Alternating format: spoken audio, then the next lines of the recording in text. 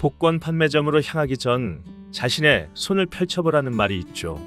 사람들은 늘 바깥에서 기회를 찾습니다. 더 빠른 길, 더 확실한 한방, 더 드라마틱한 반전. 하지만 아이러니하게도 가장 오래, 가장 조용히 당신 곁에 붙어있던 가능성의 지도는 늘 손안에 있었습니다. 수천 년 동안 인간의 욕망과 성공, 몰락과 반전을 기록해온 작은 우주, 바로 손바닥입니다. 이 오래된 지도는 단순한 선 몇 개가 아닙니다. 그것은 때로는 전쟁터를 가르는 장수의 결단처럼, 때로는 시장을 뒤흔드는 사업가의 직감처럼 한 사람의 인생을 밀어 올리는 보이지 않는 흐름입니다. 그렇다면 인생 흐름을 바꾸는 손금에는 어떤 것들이 있을까요? 심장선을 뚫고 위로 치솟는 강한 선들, 이른바 패왕의 기운을 가진 손은 마치 일론 머스크 같은 인물을 떠올리게 합니다. 남들이 불가능하다 라고 선을 긋는 순간 오히려 그 선을 발판 삼아 더 높이 뛰어오르는 사람, 로켓을 쏘아 올리고 자동차의 개념을 바꾸고 현실의 경계를 밀어붙이는 그런 삶의 궤적이 이 손과 닮아 있습니다. 손바닥에서 세 갈래로 뻗어나가는 황금 삼지창은 단순한 재물이 아니라 흐름을 가진 사람의 상징입니다. 한 방향이 막히면 다른 길로 흘러가고 결국 더 큰 바다로 이어지는 구조. 이런 유형은 워런 버핏처럼 돈을 버는 사람이 아니라 불러들이는 사람과 닮아 있습니다. 작은 투자 하나가 시간이 지나 거대한 숲이 되는 것처럼 이 선은 복리처럼 인생을 키워냅니다. 엄지 아래에서 검지 방향으로 이어지는 천근무늬는 늦게 피는 꽃과 같습니다.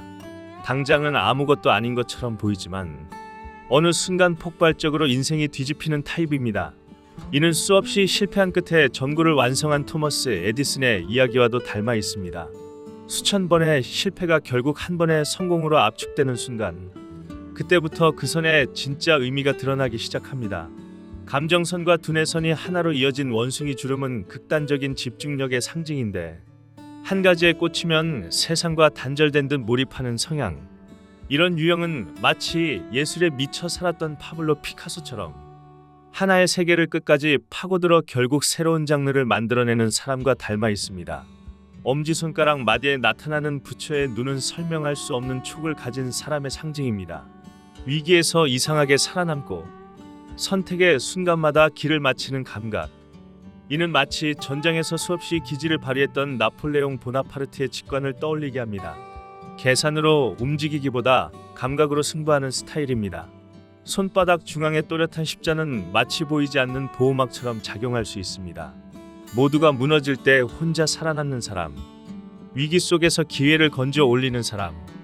이는 감옥과 정치적 탄압을 견디고 결국 한 나라의 상징이 된 넬슨 만델라의 삶과도 닮아 있습니다. 꺼지지 않는 중심. 결국 이 선이 말하고자 하는 정수가 바로 이것이죠. 손가락 아래 별처럼 교차하는 선. 행운의 별은 말 그대로 타이밍의 신을 닮은 사람입니다. 노력도 중요하지만 결정적인 순간에 기회가 떨어지는 사람. 이는 수많은 작품 중 하나로 세계를 뒤흔든 조앤 롤링의 사례처럼 한 번의 성공이 인생 전체를 바꾸는 흐름과 닮아 있습니다. 직관선이 강한 사람은 데이터를 넘어서는 선택을 합니다. 남들이 분석하고 계산할 때 이미 결정을 내려버리는 사람. 이는 무대 위에서 순간의 감각으로 경기를 지배했던 마이클 조던과 같은 유형입니다. 설명은 나중이고 선택이 먼저입니다.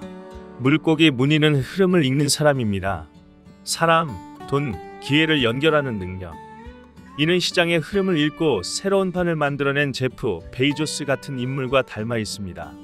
작은 물줄기를 따라가다 결국 거대한 바다를 손에 넣는 구조입니다. 그리고 마지막, 또렷한 별 모양을 이루는 솔로몬의 별은 범주 밖의 존재를 의미합니다. 경쟁이 아니라 차원을 바꾸는 사람. 이는 상대할 수 없는 영역을 만들어낸 우사인 볼트처럼 아예 기준 자체를 바꿔버리는 인물의 궤적과 닮아 있습니다. 중요한 건 이 선들이 이미 정해진 운명이 아니라는 점. 손바닥은 돌이 아니라 흙과 같아서 어떻게 쓰느냐에 따라 계속해서 형태가 바뀝니다.